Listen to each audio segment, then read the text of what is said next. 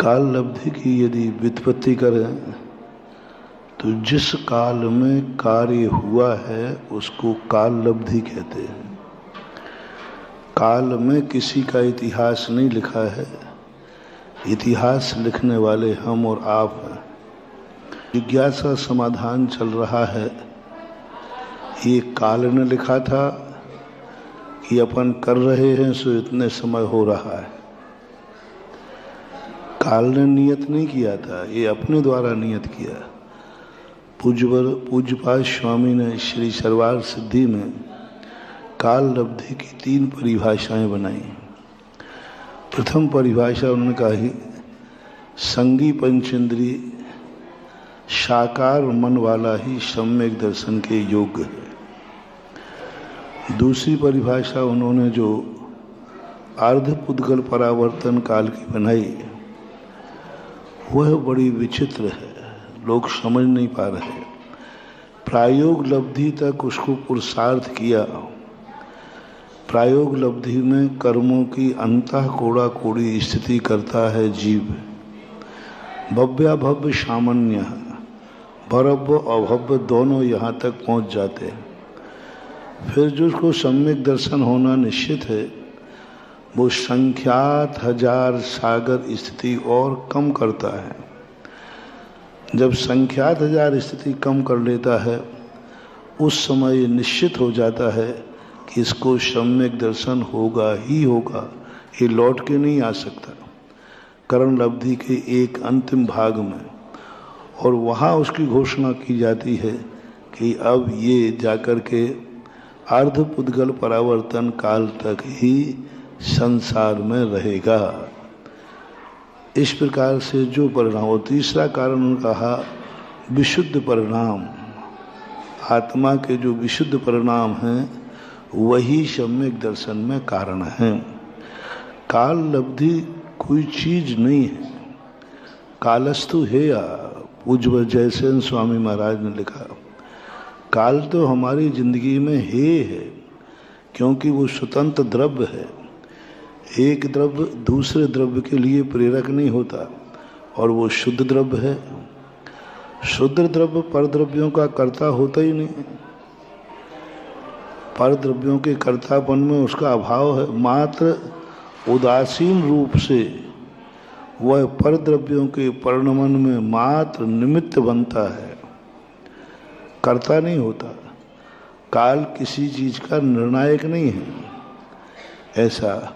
और हमने बहुत बार कहा है कि काल लब्धि शब्द, नियत शब्द जब तुम्हारी जिंदगी में आ जाए समझ लेना तुम्हारा डाउनफॉल चालू हो गया। तुम्हारा हिरास, तुम्हारी शक्तियां सब खत्म होना चालू हो जाएंगी।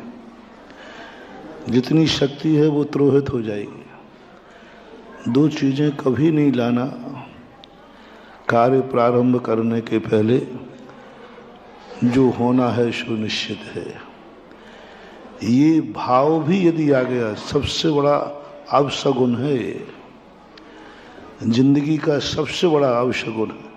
कार्य प्रारंभ करते यदि ये भाव आया जो होना है सो होगा नहीं, ये परिणाम लाने से हमारी जो शक्तियां हैं जो जागृत होने वाली थी वे आवरणित हो जाएंगी, कुंठित हो जाएंगी। तीसरा, कभी ये कार्य शुरू करने के पहले नहीं लाना, भाग्य में जो लिखा होगा सो होगा। ये 2 जिंदगी के ऐसे अभिशाप हैं जिनके कारण से व्यक्ति बहुत सारी शक्ति रखता है। उस समय तो हमें यही पूज्यवर अकलंक स्वामी महाराज कहते हैं राजवार्तिक में कि उस समय तो एक ही बात सोचना है, मैं यदि सच्चा उपादान मेरा जागृत है और निमित्त सच्चा है तो नियत और भाग्य क्या करेगा, काम होगा ही होगा। अलंग शक्तिर भवितव्यतेयम हेतुद्वया विस्कृत कार्य लिंगः। हेतुद्वयाविष्कृत है, 2 हेतुओं के द्वारा जो अविष्कृत होता है कार्य वो नियत होता है, वो नियत होता है, उसको कोई टाल। अलंग शक्ति भवितव्य थे हम, वो होगा ही होगा, अलंग शक्ति है। हेतु दया विस्कृत कार्य लिंगा, क्योंकि कार्य की पहचान है जिसमें दो हेतु विद्यमान हैं। ऐसा परिणाम यदि हमें जागे तो हमारे अंदर जो आवरण पड़ा हुआ है वो एक क्षण में क्षयोपशम को प्राप्त हो जाता है। एक क्षण में जिस कार्य को करने की हमारी शक्ति नहीं थी, हमारी शक्ति जागती है। कहते ना, दमदार तो बेड़ा पार। यदि हौसला बुलंद है तो मंजिल भी निकट है।